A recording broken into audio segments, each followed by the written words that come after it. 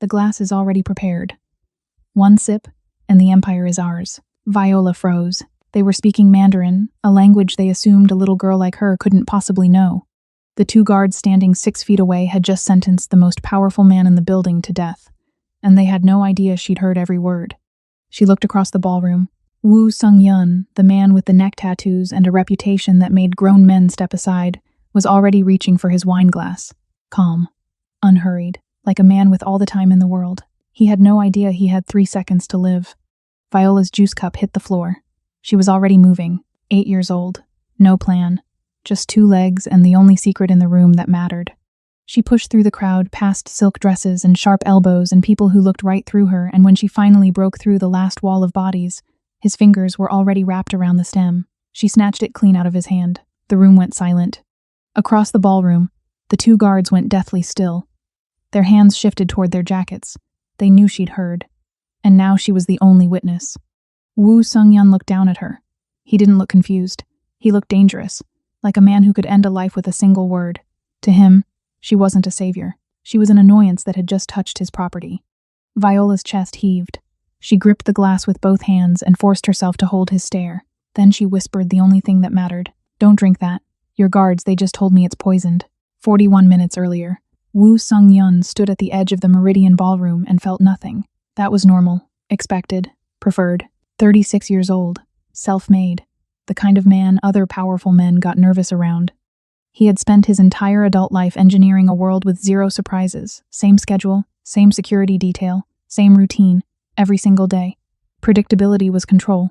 Control was survival. His security chief, Park, appeared at his shoulder. Sir, Shanghai Group wants 5 minutes before your address. They get 3. Yes, sir. Also, Chen has your wine ready, your usual vintage. Woo Sung-yun said nothing. That was normal too. Chen had been with him 9 years. The man knew his preferences better than most people knew their own names. Park disappeared. Good. Across the room, Chen lifted a single glass from a passing tray and set it on the ledge beside him. Quiet, efficient, no words needed. Woo Sung-yun didn't look at it. He had a speech in 40 minutes, a deal closing by midnight. He turned his attention back to the room full of people, pretending they weren't watching him. Near the service corridor on the far side of the ballroom, 2 men in dark suits stood close together, speaking low. In Mandarin, because nobody at a gala like this spoke Mandarin. Nobody who mattered, anyway. Nobody, except the little girl sitting on the bottom step of the decorative staircase 4 feet away, finishing the last of her juice, waiting for her mom's shift to end. She wasn't trying to listen. She just understood every word. The glass is already prepared. 1 sip, and the empire is ours. And if he waits, he never waits. 9 years. He always drinks before he speaks. Viola stared at the floor. Then she looked across the room, past the chandeliers and the silk dresses, and the people with the name tags at the tall man with the tattoos and the wine glass sitting untouched beside him. Her stomach dropped. She didn't have words for what was about to happen. She was 8. But she knew prepared. She knew the glass. And she knew that smile the 2 men exchanged after small, satisfied, and wrong in a way she felt in her chest before she understood it in her head. The man was already turning toward the ledge. Viola stood up. Her juice cup hit the floor. She ran. The security team moved first. Not toward Woo Sung-yun, toward her. 2 men in black suits were already cutting through the crowd from opposite sides, and Viola didn't need to understand adult things to understand that. She'd seen that walk before, the kind that meant someone was about to get grabbed. She took 1 step back, then another. The glass was still in her hands. Hold, 1 word. Quiet. But the kind of quiet that stopped everything. Woo Sung-yun hadn't moved. He was still looking down at her, same expression, same ice, but his right hand had lifted slightly, just enough. The security team froze mid-step like someone had cut their strings. The whole ballroom was watching now. Viola could feel it. 400 people holding their breath. Woo Sung-yun crouched down. He didn't do it slowly, the way adults did when they were trying to seem nice. He did it the way he did everything, precise, deliberate, like he'd decided to do it, and so he did. Now his eyes were level with hers. Up close, they were darker than she expected, and colder. Who told you to do that? His voice was low, accented, each word placed carefully, like he was paying for them. Viola's throat was dry. She could see the 2 guards from the corridor in her peripheral vision. They hadn't moved, but she could feel them watching her the way you feel something behind you in the dark. She made herself look at Woo Sung-yun and not at them. I heard them, she said. Her voice came out smaller than she wanted. The two men by the door. They were talking about your glass. In Mandarin. She swallowed. They said 1 sip, and the empire is yours. I think they meant yours. Your empire. Something shifted in his expression. So small she almost missed it. You speak Mandarin. It wasn't a question. But she nodded anyway. How old are you? 8. He looked at her for a long moment. Then his eyes moved just briefly to the two guards by the service corridor. Viola watched his jaw tighten. 1 millimeter. That was all, but something about it made her chest loosen slightly. Like he believed her, even if he'd never say it out loud. He stood back up. Park. His security chief appeared instantly. The glass goes to the lab. Nobody leaves this floor. He straightened his cuff. And bring me Chen. The name landed differently than the others. Viola didn't know why, but around her, she felt the temperature in the room change. Park's face stayed neutral, but his eyes flickered. Sir, now. Everything happened fast after that. Staff appeared from nowhere. Guests were gently, firmly redirected away from the center of the room. 2 men in suits Viola didn't recognize moved toward the guards by the corridor, and one of the guards, the taller one, took a step backward before stopping himself. Viola stood in the middle of all of it, still holding the wine glass, not sure if she was supposed to move. A woman in a headset crouched beside her. Sweetheart, I need you to come with me, okay? We're going to find your mom. Mom. The word hit her like cold water. Her mom was somewhere in this building in the kitchen, or the coat room, or wherever they'd sent her tonight, with no idea any of this had happened. No idea that Viola had just run across a ballroom and grabbed a billionaire's drink out of his hand while his security team reached for their holsters. She was going to be in so much trouble. Viola let the woman take the glass. She followed her toward the side corridor, legs moving automatically, the noise of the ballroom starting to blur at the edges. She didn't look back, but just before the corridor door closed behind her, she heard it. A single voice cutting through the controlled chaos. Wu Sung-yun's. Still quiet, still precise, talking to someone she couldn't see. 9 years, Chen. A pause. 9 years. She didn't hear what came after. The door closed. The ballroom disappeared. And Viola stood in a narrow hallway under fluorescent lights, her heart still hammering, her hands finally empty. Down the hall, a door swung open. Her mother came through it at almost a run, still wearing her work apron, her eyes wide and scanning until they landed on Viola. She crossed the distance in 4 steps and dropped to her knees and pulled her in so tight it almost hurt. Baby, what happened? They said someone said you ran into the main room. I'm okay, Mom. Viola pressed her face into her mother's shoulder. I'm okay. Her mother held her tighter, didn't let go. And Viola stood there in the fluorescent hallway, in her church shoes that pinched, smelling the familiar scent of her mother's work clothes, and tried very hard not to think about the way that guard's hand had moved toward his jacket, or the fact that he'd seen her face. And now, he knew exactly who she was.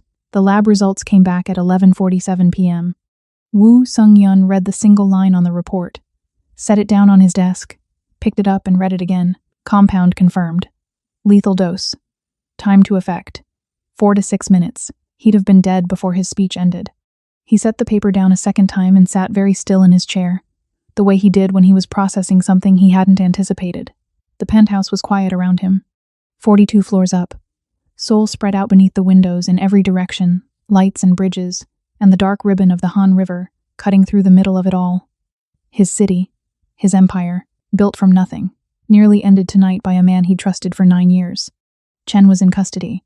So were the 2 guards from the corridor. Park had handled it quietly, efficiently, the way Wu Sung-yun paid him to handle things. By morning, the right people would know what had happened. By the end of the week, whoever had given Chen his instructions would know that the attempt had failed. Wu Sung-yun was not a man who forgot, and he was not a man who let things go. But that wasn't what was keeping him awake. He opened the folder Park had left on the corner of the desk. A single page. Standard incident documentation names, timestamps, witness details. Primary witness, Viola Shawn. Age, 8. Present at venue as dependent of contract staff member Nadia Shawn. Hired for event catering. He read it twice. 8 years old. A catering worker's daughter. Sitting on a step with a juice cup, waiting for her mother's shift to end. That was the person who had saved his life. Not his security detail, not his intelligence network, not the carefully constructed system of loyalty and fear he had spent 15 years building around himself. A child who'd been in the wrong place at the right time, who happened to speak a language nobody thought she knew. Woo Sung-yun leaned back in his chair and looked at the ceiling. He was not a sentimental man. He didn't believe in fate or coincidence or the comfortable stories people told themselves to make the world feel ordered. What had happened tonight was a security failure, catastrophic, unacceptable, and he would spend the next several months dismantling and rebuilding from the ground up, clinically, methodically, but the image wouldn't leave him. A little girl in a red hoodie, both hands wrapped around a wine glass, chest heaving, staring up at him like she was terrified but had decided that didn't matter. Don't drink that. Your guards, they just told me it's poisoned. He had looked down at her and felt nothing at first. That was his default. That was by design. Then she'd said it, and something had moved in him, very slightly unexpected, unplanned, the kind of thing his entire life had been built to prevent. He pulled a second file from the desk drawer, not the incident report. This one Park had prepared separately, without being asked because Park had been with him long enough to know what he would want. Nadia Shawn, age 31, single mother, contract catering work, current address. He read the address, then the rest of the page. The numbers told a story he recognized from a different life, a life he had sealed behind him like a room he no longer entered, barely making rent, one job away from nothing. A daughter she was raising alone. He closed the file. Outside, Seoul glittered and hummed, indifferent and enormous. Somewhere on the other side of this city, in an apartment that probably had thin walls and a heater that worked only sometimes, an 8-year-old girl in church shoes was either asleep or still lying awake thinking about what had happened tonight. Probably still awake, he thought. He picked up his phone, put it down, picked it up again. He didn't do gratitude. He didn't do gestures. He didn't do any of the soft human things that other men use to make themselves feel like good people. But he also understood debt. Clean, factual, undeniable. Someone had saved something that belonged to him in this case, his life, and that created an obligation. Not emotional, mathematical. He owed her. He pressed the intercom. Park. A beat. Then, sir, the girl and her mother. I want to know if they're safe. He paused. Tonight. Not tomorrow. Another beat. Shorter this time. Understood, sir. He released the intercom and turned back to the window. The lab report was still on the desk. Lethal dose. Time to effect. 4 to 6 minutes. He'd read it 3 times now, and it still didn't feel real, not because it frightened him, but because the thing that had stopped it was so implausible that no security model he'd ever built would have predicted it. You couldn't plan for an 8-year-old with a juice cup and a dead grandmother's language. You couldn't plan for someone who had no reason to save you, choosing to do it anyway. Woo Sung-yun turned off the desk lamp. For the first time in a long time, he sat in the dark and didn't feel like the most powerful person in the room. Viola didn't sleep. She lay on her side of the bed she shared with her mom, staring at the water stain on the ceiling that had been there since before they moved in, listening to the radiator click and hiss in the corner. Her mom was asleep behind her, one arm still around her waist, even in sleep, holding on like she was afraid Viola might disappear. Viola didn't move. She didn't want her to let go. The apartment was quiet, the kind of quiet that made everything louder inside your head. She kept replaying it, the way the taller guard's voice had been so calm. He always drinks before he speaks. Like it was nothing, like they were talking about the weather, and not about ending someone's life. She kept seeing the glass, kept seeing the way Woo Sung-yun's fingers had wrapped around the stem unhurried, automatic, the way you reach for something you've reached for 1,000 times before. 1 second later, and she wouldn't have made it. She pressed her face into the pillow. She didn't feel brave. She didn't feel like anything good. She mostly felt like she needed to use the bathroom but didn't want to wake her mom by moving. So she lay still and stared at the ceiling and tried not to think about the guard's eyes when he'd looked at her across the ballroom, flat and dark, like 2 holes in a wall. He hadn't looked angry. That was the part that scared her. Angry, she understood. That look was something different. That look was calculating. 3 miles away, in the back of a black car moving quietly through the empty early morning streets, Park spoke in low tones into his phone. The girl and her mother were home.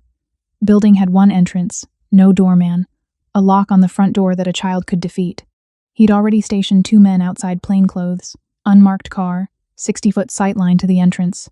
He'd update Mr. Wu at 6. He ended the call and looked out the window. In 21 years of security work, 4 countries, 3 different principals, situations that would give ordinary men nightmares, Park had seen a lot of things. He thought he'd lost the capacity to be surprised. Then tonight happened. An 8-year-old girl had done what his entire team had failed to do. She'd identified the threat, processed it, moved on it, and executed all in under 90 seconds while his people had been standing in a room with a poisoned glass, and hadn't noticed a thing. He wasn't a man who wasted time on embarrassment, but he felt it tonight. He pulled up the incident report on his tablet and scrolled to her name again. Viola Shawn, 3rd grade. No father listed. Mother worked 3 jobs on rotation, catering, cleaning, 1 shift a week at a laundromat, 2 bus rides from their apartment. He thought about what Mr. Wu had said. I want to know if they're safe. Tonight. Not tomorrow. Tonight. Park had worked for Woo Sung-yeon for 7 years. He'd received hundreds of instructions, thousands of directives, more late-night phone calls than he could count. In all that time, he had never once heard his principal ask about the safety of someone who had nothing to offer him, until now. He closed the tablet. Outside, Seoul was starting to lighten at the edges that thin gray hour before sunrise when the city looked almost gentle, almost like somewhere a person could rest. Park had never trusted gentle things. In his experience, they didn't last.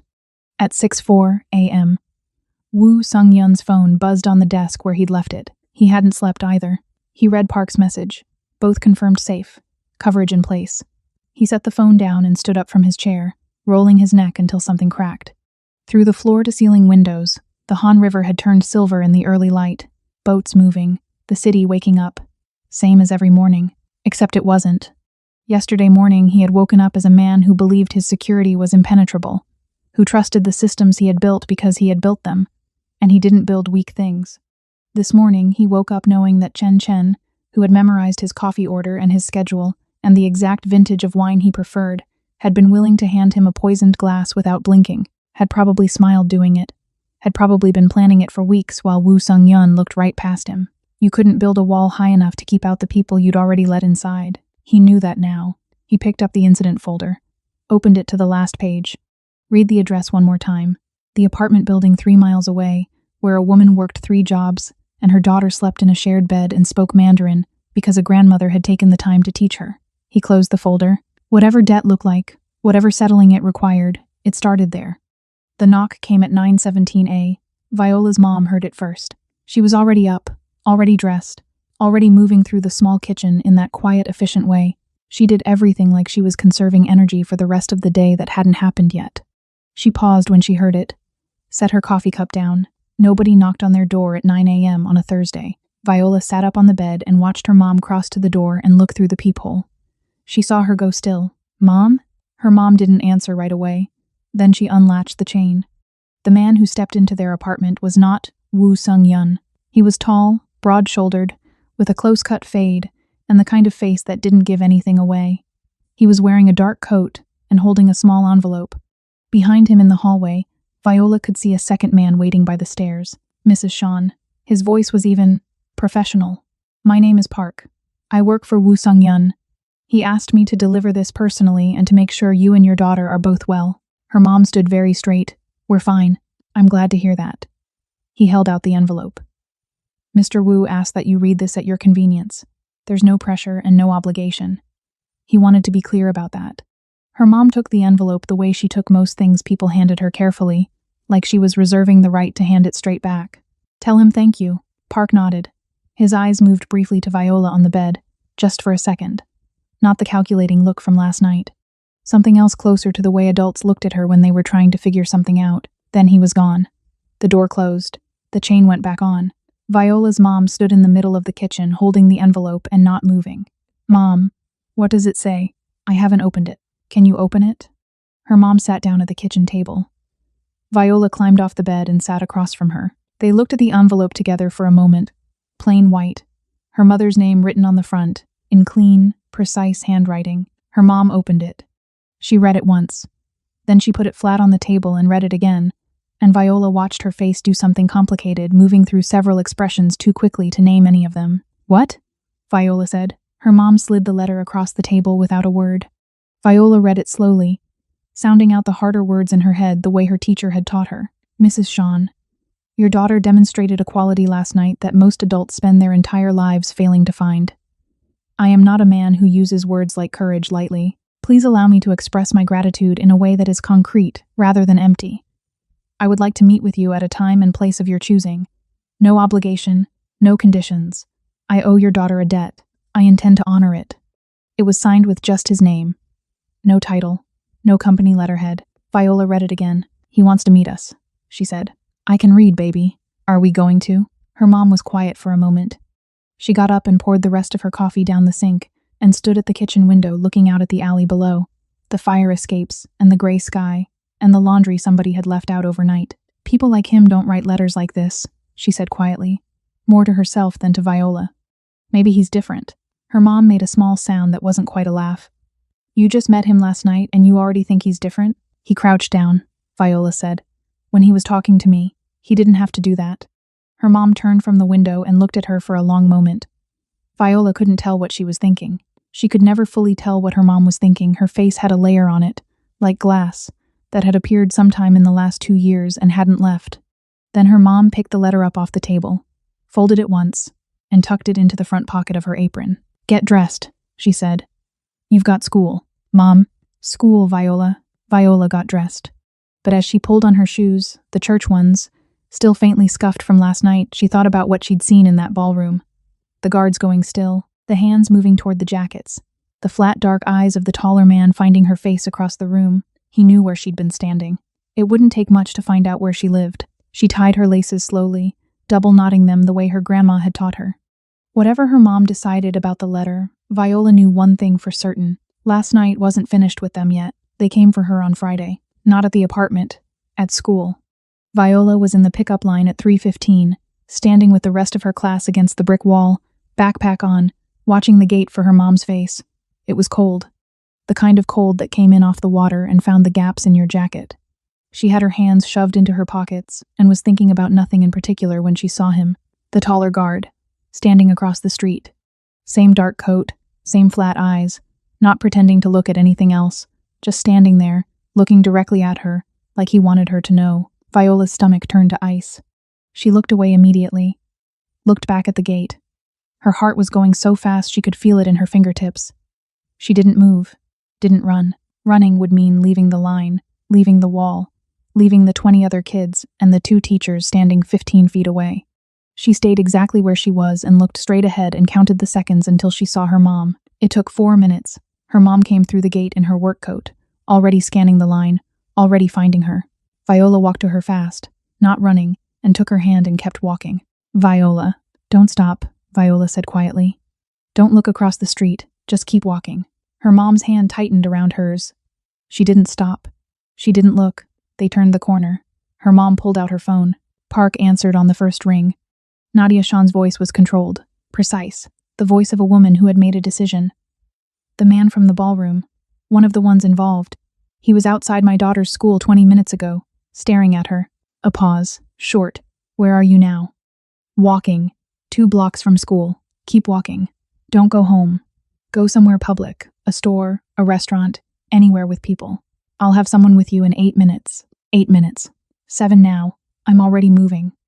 Nadia looked down at Viola, who was holding her hand with both of hers and staring straight ahead with the focused expression she got when she was trying very hard not to cry. Okay, Nadia said. 7 minutes. She ended the call and pushed the phone into her pocket and looked at her daughter and felt something hot and fierce move through her chest. Not fear, though the fear was there too.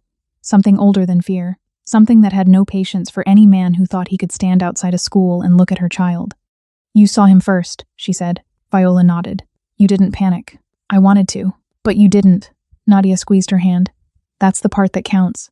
They walked into the first lit place. They found a dry cleaner on the corner, warm and bright, plastic sheeted clothes hanging in long rows.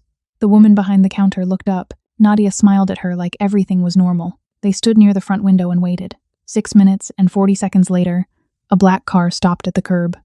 Park got out, and behind him, unfolding from the back seat, with the unhurried stillness of a man who never moved unless he meant to, was Woo Sung-yun. He looked different in daylight. The gala had given him the armor of low lighting and distance. Out here, in the flat gray afternoon, he looked more real, still imposing the height, the stillness, the way the air around him seemed to rearrange itself. But also just a man, standing on a regular street outside a dry cleaner, looking through the glass. His eyes found Viola first. She didn't look away this time. He came inside. Park stayed at the door. The woman behind the counter found somewhere else to be. Woo Sung-yun looked at Nadia. I apologize. This should not have happened. No, Nadia said. It shouldn't. The man has been located. He won't come near your daughter again. He said it the way he said everything flat, factual, no performance. I should have contained this faster. That is my failure and I take responsibility for it. Nadia studied him for a long moment. Viola watched her mom's face work through something, the glass layer still there, but something shifting behind it. Like a window someone had breathed on. Then Nadia said, "She told me you crouched down when you talked to her." Woo Sung-yeon looked at Viola. Viola looked back at him. "She was the one who deserved to be looked at directly," he said. The dry cleaner was very quiet. Outside, a bus went past. A man walked a dog. Nadia reached into her pocket and put the folded letter on the counter between them. "Tell me what you mean by debt," she said. "Specifically. And don't be empty about it." For the first time since Viola had met him, something moved at the corner of Woo Sung-yeon's mouth. Not quite a smile, but close. "Sit down," he said. "I'll be specific." He was specific. He laid it out the way he laid out everything. No decoration, no softening, no pauses to check if they were keeping up. A private security detail for 30 days, reassessed after. Viola's school monitored without disruption to her routine. The man from the street dealt with through channels Nadia didn't need to know the details of, but could trust were permanent. Nadia listened without interrupting. Viola sat on a plastic chair between 2 rows of dry-cleaned suits and watched her mom's face. When he finished, Nadia said, "And what do you want in return?" "Nothing. People always want something. Then call it a transaction where the payment has already been made." He looked briefly at Viola. By her, Nadia was quiet for a moment. "The security detail, they stay outside. They don't come into our building. They don't speak to Viola without me present. And they don't report to you anything about our personal lives. Where we go, what we do. None of that." "Agreed. If I decide to end it, it ends. No questions, no pushback." "Agreed." Nadia looked at him carefully. Searching for the angle, Viola could tell. The hidden thing. The cost buried in the fine print that wouldn't show itself until later. Woo Sung-yeon let her look. He didn't shift or explain himself, or try to appear warmer than he was. He just waited. And somehow that the stillness, the lack of performance, seemed to be the thing that finally settled something in her mom. 30 days, Nadia said. He nodded once. 3 days later, the news broke. Viola found out the way she found out most things she wasn't supposed to know yet, by being quiet in a room where adults forgot she was there. She was doing homework at the kitchen table when her mom came in with her phone and stood by the window reading something, and the expression on her face made Viola put her pencil down. "What happened?" Her mom hesitated. Then she turned the phone around. It was a news article. The headline was long, but Viola read the important parts. "Arrest, corporate conspiracy, attempted assassination, Woo Sung-yeon." There were names she didn't recognize, executives, a board member, someone described as a senior financial partner. Chen's name was there too, lower down. "They arrested all of them?" Viola asked. "Looks like it. Because of the glass?" Her mom set the phone down and sat across from her. "The glass was evidence, but it goes deeper than that. The article says it was a group of investors who wanted him gone so they could take over his company. Chen was on their payroll for over a year." Viola thought about that. Over a year. Chen making his coffee, learning his schedule, placing his wine glass on the ledge beside him every single night. "He never knew," she said. "No." She picked up her pencil, put it back down. "Do you think Mr. Wu is okay?" Her mom gave her a look she couldn't quite read. "Why?" Viola shrugged. "He doesn't have a lot of people. You can tell." Her mom was quiet for a moment. Outside, the radiator knocked twice and went still. The light in the kitchen was the yellow late afternoon kind that made everything look a little softer than it was. "You notice a lot," her mom said finally. "Grandma said that." "I know. She told me too." Her mom reached across the table and tucked a loose braid behind Viola's ear. "Finish your homework." Woo Sung-yeon read the same article from his office on the 42nd floor, standing at the window with his phone in his hand and soul gray and wide beneath him. The case was clean, airtight. His legal team had spent 72 hours constructing something that wouldn't bend or break regardless of how much money the defendants threw at it. 3 board members, 2 external investors, 1 man who had carried his briefcase and poured his wine and known his routine down to the minute. But before any of it went public, before the lawyers and the press statements and the official channels, Woo Sung-yeon had done one thing first. He had sat across a table from Kwon Jae-il, the man who had ordered it. A former business partner, removed from a deal 3 years ago, apparently unwilling to stay removed. They had put him in a room with no windows at 5 in the morning, and Woo Sung-yeon had come in alone and sat down and looked at him without speaking for a long time. Kwon Jae-il was 61 years old, silver-haired, the kind of man who had spent decades being the most powerful person in every room he entered. He didn't look powerful now. Woo Sung-yeon had told him two things. The first, every account, every asset, every layer of protection he had built over 30 years was already gone. The second, the reason it had all unraveled, was a decision made by a child who had been sitting on a step with a juice cup, waiting for her mother's shift to end. Kwon Jae-il had said nothing for a long time. Then he asked why Woo Sung-yeon was telling him this. Because you should know exactly what stopped you, Woo Sung-yeon had said, and why you never will again. He had stood up, left the room, not looked back once. He should have felt something conclusive. The satisfaction of a problem solved, a threat neutralized, order restored. That was usually how it worked. Action, result, move forward. Instead, he kept coming back to a dry cleaner on a gray afternoon, and a woman putting a folded letter on a countertop and telling him not to be empty. She was the one who deserved to be looked at directly. He hadn't planned to say that. It had come out before he'd examined it, which almost never happened. He didn't speak without examining things first. He'd built his entire life on that discipline. Somewhere in this city, an 8-year-old was doing homework at a kitchen table, probably. Living in an apartment with thin walls and a rattling radiator, and a mother who worked 3 jobs and still had enough spine to negotiate terms with him like an equal. He put his phone down. The debt wasn't settled, not even close, but for the first time, settling it felt less like an obligation, and more like something he actually wanted to do. The new apartment was on the 11th floor. Viola had never lived above the 3rd. She stood at the window the first morning and looked out at the city, spread below her rooftops and water towers, and streets full of people the size of her thumbnail, and felt something she didn't have a word for yet. Not happiness exactly. Something quieter, like the feeling just before something good happens, stretched out long enough to live in. Her mom stood in the kitchen opening and closing cabinet doors, taking inventory the way she took inventory of everything systematically, without expression, storing information for later use. The apartment was clean, warm, 2 bedrooms, a lock on the front door that required a key card and a code. Their building from before had a lock you could open with a credit card and a firm shoulder. Neither of them said that out loud. But 2 nights in, Viola woke at 2 a.m. to the sound of her mom standing at the window in the dark, looking down at the street below. Not anxiously, carefully, the way she looked at things she was still deciding about. Mom, her mom turned. Go back to sleep. Is someone down there? A pause. No. Park's car is on the corner. That's all. Viola looked at the ceiling. Is that good or bad? Her mom came back to bed and lay down beside her. Tonight it's good, she said. Go to sleep. Viola did. But it took a while. Woo Sung-yeon came on the 4th day. No announcement. Park had texted her mom 20 minutes before Mr. Band. Woo would like to stop by if convenient, and her mom had read it twice and said fine, and immediately started straightening things that didn't need straightening.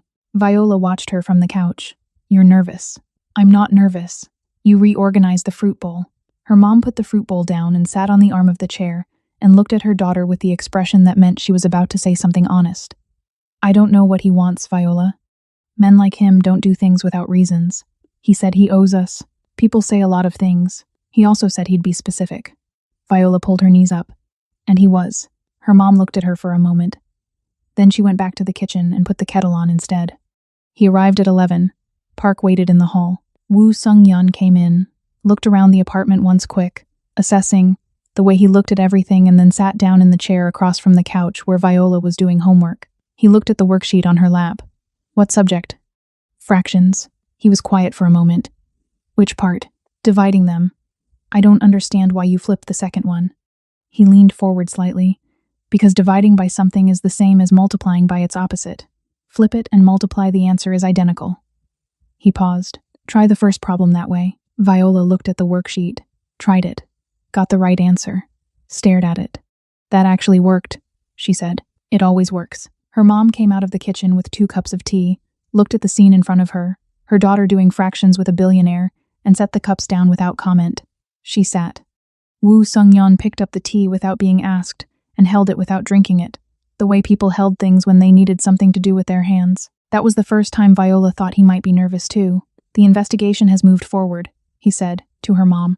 The man who ordered the attempt has been identified. He's a former business partner, someone I removed from a deal 3 years ago. He decided the removal was worth responding to. He set the tea down. He will not be in a position to respond to anything for a long time. Nadia nodded slowly. And the threat to Viola. Eliminated. She is no longer a loose end in anyone's calculation. He said it with the flat certainty of someone reporting a fact that had already been made true. I wanted to tell you in person. The room was quiet for a moment. Then Nadia said, "So we can go home?" "Yes." He paused. "Or you can stay. The lease is covered for a year regardless. That was already arranged. It doesn't change based on the security situation." Her mom's hands were still around her teacup. "Why?" "Not a challenge this time. Just a question." "The real one?" asked quietly. Woo Sung-yeon looked at Nadia Shan directly, the way he'd looked at Viola in the ballroom. Like the answer deserved to be given straight. "Because I grew up in a building worse than your last one," he said. "And someone made one decision that changed the direction of my life. I was not 8 years old, and I had done nothing to earn it. Your daughter did." He paused. "I'm not a generous man. I'm a precise one. And precisely, she deserves better than what she had." The kettle had gone cold on the counter. Outside, wind moved against the windows. Viola looked at her worksheet. The fractions were still there, all solved now, answers written in her careful printed handwriting. She thought about her grandma teaching her Mandarin at the kitchen table, about how something small and quiet, learned in an ordinary place, had ended up mattering more than anyone could have planned. You couldn't know, when you were learning something, what it would one day save. Her mom set her teacup down. "We'll stay," she said.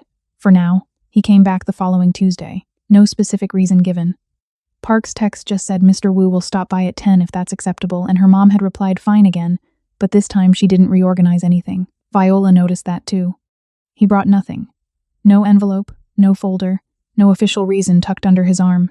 He came in, sat in the same chair as before, and accepted the tea her mom offered without being asked twice.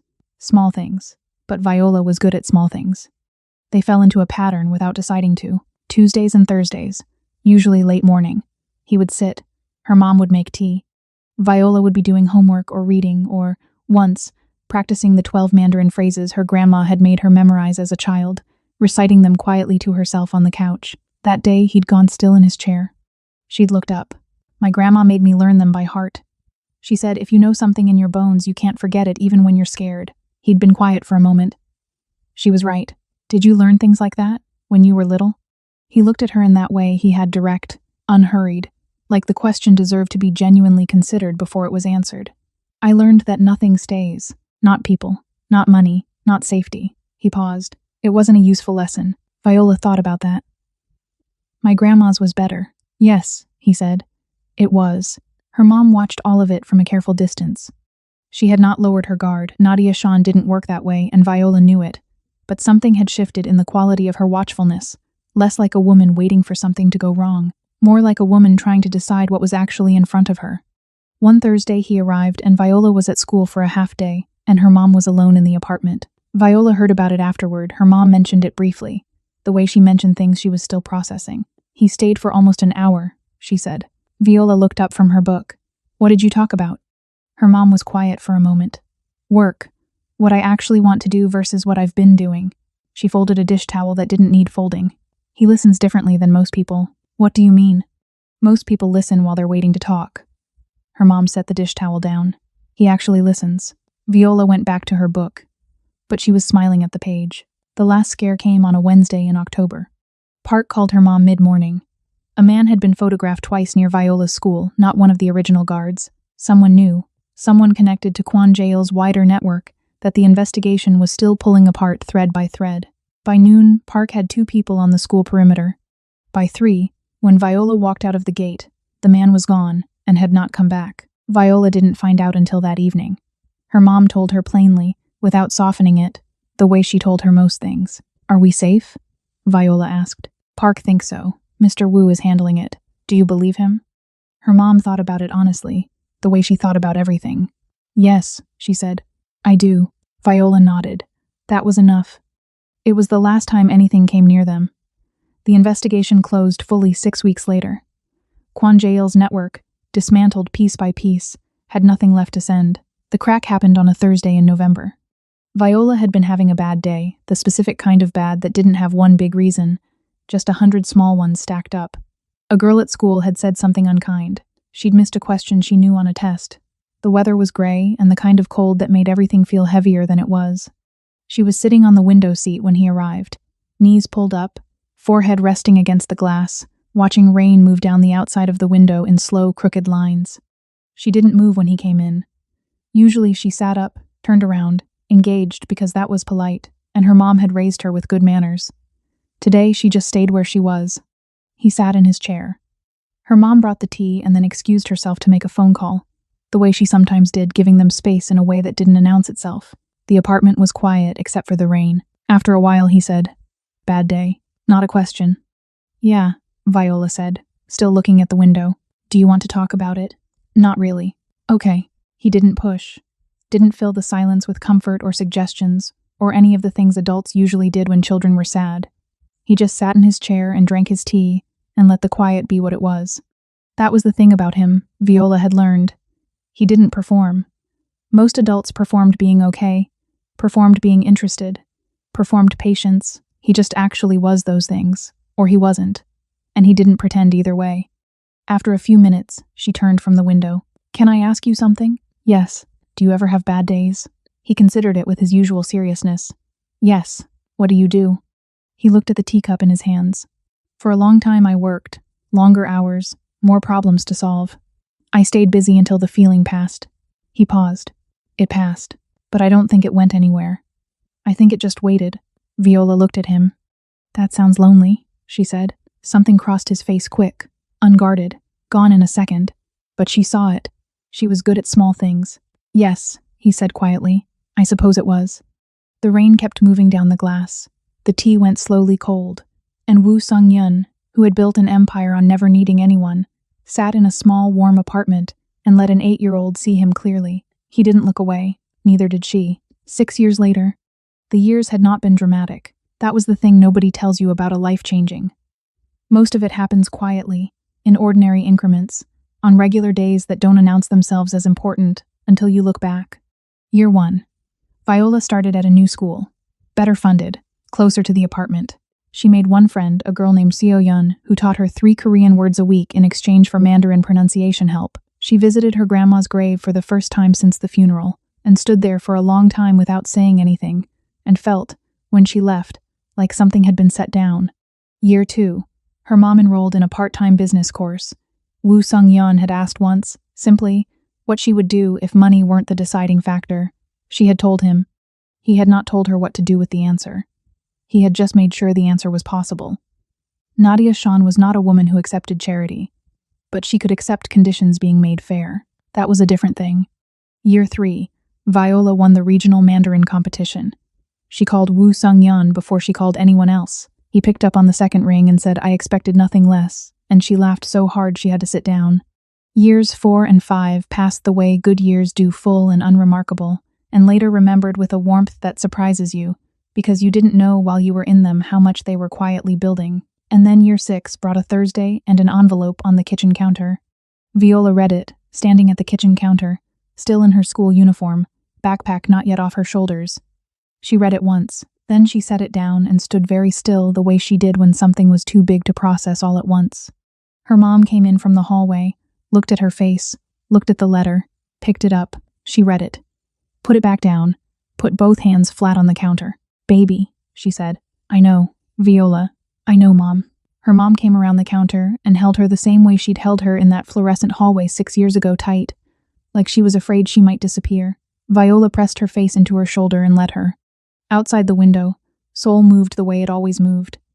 Indifferent and enormous, and entirely unaware that something had just shifted permanently in a kitchen on the 11th floor. She called him herself. That was new. She'd had his number for 2 years, given without ceremony on her 12th birthday, in case you ever need to reach me directly, but she'd used it exactly once before. This was the second time. He picked up on the second ring. "Westfield Academy," she said. "Full scholarship." A pause, shorter than most people's pauses. "When did you find out?" 20 minutes ago. "Congratulations." He said it the way he said everything, without decoration. But she'd learned, over 6 years, to hear what lived underneath his words. Right now, underneath congratulations, there was something that would have looked like pride on anyone else's face. You earned it. You helped. You did the work. You made the work possible. He was quiet for a moment. "That's a different thing." "I know," she said. "I'm saying both things are true." She heard something then faint, on his end of the line. Almost nothing. The smallest exhale, released slowly, like something he'd been holding for a long time. Yes, he said. They are. The dinner was her mom's idea. Nothing formal. Just the three of them at the kitchen table in the apartment that had stopped feeling temporary sometime in the second year and simply become home. Her mom made the food she made when things were worth celebrating. The good dishes came out, the ones that stayed in the high cabinet and only came down for real occasions. Woo Sung-yeon arrived at 7. No Park tonight, just him, a bottle of wine for her mom, and a small wrapped box he set on the table without comment. Viola looked at it. What's that? Open it. Inside the box was a notebook. Dark green cover, thick pages, the kind built to last. On the inside front cover, in his clean, precise handwriting, was a single line, "For everything you haven't learned yet." Viola looked at it for a long time. Then she looked up at him, this man who had crouched down to her level in a silent ballroom 6 years ago, who had taught her fractions in this apartment, who had sat in the rain with her on a bad November day and told her the truth about loneliness and felt the full weight of everything the last 6 years had been. "Thank you," she said, "for all of it." He held her gaze the way he always had. Direct. Unhurried. "Thank you," he said, "for the glass." Her mom laughed, a real one, the kind that had come back gradually over the years, returning in pieces the way good things do after they've been away a long time. Viola laughed too. Even Woo Sung-yeon's mouth moved in that way. It had not quite a smile, but close enough that it counted. They ate. They talked. The good dishes caught the light. Later, after he'd gone and her mom was washing up and the apartment was settling into its quiet nighttime self, Viola sat on the window seat, the same one she'd pressed her forehead against on that gray November day, and looked out at the city. She was 14 now. In 3 months, she'd be on a campus, 3 hours away, in a building with other students who'd earned their places, carrying a dark green notebook with blank pages waiting to be filled. She thought about her grandma at the kitchen table, patient and unhurried, teaching her a language in a small apartment that smelled like kanji and warm radiators. She thought about a juice cup hitting a ballroom floor. She thought about how you couldn't know, when you were learning something, what it would one day become, what door it would open, what life it would save, including, in ways she was only beginning to understand, her own. The city glittered below her. All those lit windows, all those people inside them, living their lives, carrying their languages, holding their secrets. Any one of them could change everything. You just had to be paying attention.